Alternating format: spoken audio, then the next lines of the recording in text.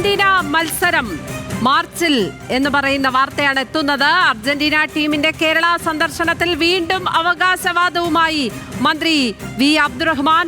മത്സരം മാർച്ചിൽ നടക്കുമെന്നാണ് മന്ത്രിയുടെ പ്രഖ്യാപനം. അർജന്റീന ടീം ഇക്കാര്യം അറിയിച്ചു.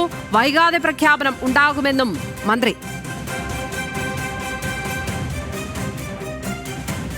ഒരു 2 ദിവസങ്ങൾക്ക് മുമ്പ് നമുക്ക് ഇതുമായി ബന്ധപ്പെട്ട അർജന്റീനൻ ടീമിൻ്റെ ഒരു മെയിലിൽ മാർച്ചിൽ അവർ നിർബന്ധമായും വരാമെന്നും അടുത്ത ദിവസം തന്നെ അതിൻ്റെ ഒരു അനൗൺസ്മെൻറ്റ് നടത്താമെന്നും അവർ അറിയിച്ചു. ശാന്തകുമാർ വെള്ളാലത്ത് ചേരുന്നു വിവരങ്ങളുമായി. ശാന്തകുമാർ, സംസ്ഥാന കായിക വകുപ്പിനെ സംബന്ധിച്ചിടത്തോളം ഇത് ഒരു പ്രസ്റ്റീജിയസ് ഇഷ്യൂ ആയി മാറിയിരിക്കുകയാണ് എന്ന് തോന്നുന്നു. അർജന്റീനൻ ടീം കേരളത്തിലേക്ക് വരിക എന്നുള്ളത്. എന്തായാലും മന്ത്രി വീണ്ടും പറഞ്ഞിരിക്കുന്നത് മാർച്ചിൽ നടക്കുമെന്നുള്ളതാണ്. അതിന് അദ്ദേഹം എന്തൊക്കെ കാര്യങ്ങൾ പറയുന്നുണ്ട്, സ്ഥിരീകരണത്തിനായി എന്തൊക്കെ കാര്യങ്ങൾ പറയുന്നുണ്ട്, ഏത് വേദിയിലായിരുന്നു കായിക മന്ത്രിയുടെ ഈ പ്രഖ്യാപനം? വളരെ പ്രധാനപ്പെട്ട ഒരു പ്രഖ്യാപനം തന്നെയാണ് കായിക വകുപ്പ് മന്ത്രിയുടെ ഭാഗത്തുനിന്ന് ഇന്ന് ഉണ്ടായിരിക്കുന്നത്. അർജന്റീനൻ ടീം കേരളത്തിൽ കളിക്കും, അത് കൊച്ചിയിൽ തന്നെ കളിക്കും. അത് 2 ദിവസത്തിനകം തന്നെ അർജന്റീനൻ ടീമിൽ നിന്നും അതിൻ്റെ ഒരു പ്രഖ്യാപനം ഉണ്ടാവുമെന്നാണ് അദ്ദേഹം ഇപ്പോൾ പറഞ്ഞത്. അത് സംസ്ഥാന കായിക വകുപ്പിൻ്റെ വിഷൻ 2031 എന്നുള്ള പരിപാടി ഒരു ഔദ്യോഗിക ചടങ്ങാണ് സർക്കാരിൻ്റേത്. ആ ഔദ്യോഗിക ചടങ്ങിൽ മലപ്പുറത്ത് നടക്കുന്നു. അതിലാണ് ഈ കായിക താരങ്ങളുടെ അല്ലെങ്കിൽ കായിക പ്രേമികളുടെ കായിക വിഭാഗവുമായി ബന്ധപ്പെട്ട് പ്രവർത്തിക്കുന്നവരുടെ എല്ലാം ഒരു ചടങ്ങിലാണ് അദ്ദേഹം ഇത്ര കൃത്യതയോടെ വ്യക്തതയോടുകൂടി ഇത്തരത്തിലുള്ള ഒരു പ്രഖ്യാപനം നടത്തിയിരിക്കുന്നത്. അതായത് 2 ദിവസം മുമ്പ് അതിൻ്റെ മെയിൽ വന്നിട്ടുണ്ട് അർജന്റീന ടീമിൻ്റെ. അധികം വൈകാതെ തന്നെ അവർ ഈ കാര്യം പ്രഖ്യാപിക്കുമെന്ന് അവർ അറിയിച്ചിട്ടുണ്ട്. അതായത് കഴിഞ്ഞ ഏതാനും ദിവസങ്ങളിലായി ഏറെ വിമർശനം നേരിട്ട ഒന്നാണ് കായിക വകുപ്പും ഒപ്പം തന്നെ ഈ അർജന്റീന ടീം കേരളത്തിൽ വരുമോ കളിക്കുമോ എന്നുള്ളതെല്ലാം അതേറെ വിമർശനം നേരിട്ടിരുന്നു. അതിന് ഒരു പരിഹാരം എന്നുള്ള രീതിയിൽ അടുത്ത വിൻഡോയിൽ മാർച്ചിലെ വിൻഡോയിൽ തന്നെ കളിക്കാൻ അവർ തയ്യാറാവും, നിർബന്ധമായും ഞങ്ങൾ കേരളത്തിൽ വരുമെന്ന് അവർ മെയിൽ വഴി അറിയിച്ചിട്ടുണ്ട് എന്നുള്ളൊരു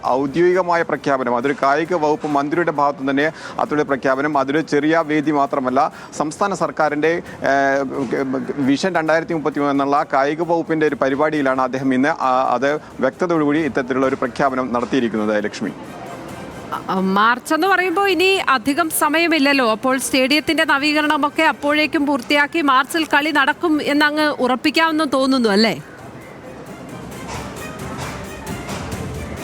തീർച്ചയായും മന്ത്രി വലിയ ആത്മവിശ്വാസത്തോടു കൂടിയാണ് പറഞ്ഞത്. കാരണം ഈ നവംബർ വിൻഡോയിൽ കളിയിൽ മുടങ്ങാനുള്ള പ്രധാനപ്പെട്ട കാരണം ഫിഫയുടെ അംഗീകാരം ലഭിച്ചില്ല എന്നുള്ളതാണ്. ഫിഫയുടെ അംഗീകാരം ലഭിക്കാതിരിക്കാനുള്ള കാരണമായി പറയുന്നത് അത് കല്ലൂർ ജവഹർ ഇന്റർനാഷണൽ സ്റ്റേഡിയത്തിലെ അറ്റകുറ്റപ്പണികൾ, അതിൻ്റെ നവീകരണ പ്രവർത്തനങ്ങൾ, ഫിഫ നിലവാരത്തിൽ ആ സ്റ്റേഡിയം ഉയർത്തുന്നതിന് ആവശ്യമായ നവീകരണ പ്രവർത്തനങ്ങൾ പൂർത്തിയാക്കാൻ കഴിഞ്ഞിട്ടില്ല എന്നതാണ്. അത് 2 ദിവസം മുമ്പ് ഇത്തരത്തിലുള്ള നവീകരണ പ്രവർത്തനങ്ങൾ പൂർത്തിയാക്കി ഫിഫ ആവശ്യപ്പെടുന്ന കാര്യങ്ങളെല്ലാം പൂർത്തിയാക്കി അവർക്ക് ആ കാര്യങ്ങളെല്ലാം അയച്ചു കൊടുത്തു കഴിഞ്ഞു. അതിനുള്ള ഒരു അംഗീകാരം കൂടി ആയിട്ടാണ് ഇപ്പോൾ അർജന്റീന ടീം ആ ഒരു പ്രഖ്യാപനം തന്നെ ടീമിന് കേരളത്തെ അറിയിച്ചിരിക്കുന്നത്. അതുകൊണ്ട് മറ്റു അവിശ്വസിക്കേണ്ടതില്ല. അടുത്ത മാർച്ചിൽ തന്നെ അർജന്റീന ടീം കളിക്കാനായി കേരളത്തിലെത്തും. അതിൽ മെസ്സി ഉൾപ്പെടെയുള്ളവർ കളിക്കാനുണ്ടാവും എന്നുള്ള തികഞ്ഞ ആത്മവിശ്വാസത്തിൽ തന്നെയാണ് കായിക മന്ത്രി ഇന്ന് ഈ ഔദ്യോഗിക ഒരു ചടങ്ങിനിടെ തന്നെ അദ്ദേഹം പറയുന്നത്. എന്തായാലും അതിൻ്റെ കൂടുതൽ വ്യക്തത ഈ ചടങ്ങിന് ശേഷം അദ്ദേഹത്തിൽ നിന്ന് നമ്മൾ പ്രതികരണങ്ങൾ പ്രതീക്ഷിക്കുന്നുമുണ്ട്. അവർക്ക് കാത്തിരിക്കുകയാണ്. എന്തായാലും അർജന്റീന ടീം കേരളത്തിൽ എത്തുന്ന കാര്യത്തിൽ കായിക മന്ത്രിയുടെ ഭാഗത്ത് നിന്ന് ഒരു സ്ഥിരീകരണമാണ് വരുന്നത്. മാർച്ചിൽ എത്തുമെന്നാണ് പറയുന്നത്. അപ്പോഴും മെസ്സി വരുമോ ഇല്ലയോ എന്നുള്ള കാര്യം അദ്ദേഹം കൃത്യമായി പറഞ്ഞിട്ടില്ല. അതാണ് നമുക്ക് എല്ലാവർക്കും അറിയേണ്ടതും. മാർച്ചിൽ അടുത്ത വിൻഡോയിൽ, നവംബറിൽ നടക്കാൻ പറ്റിയില്ല മത്സരം.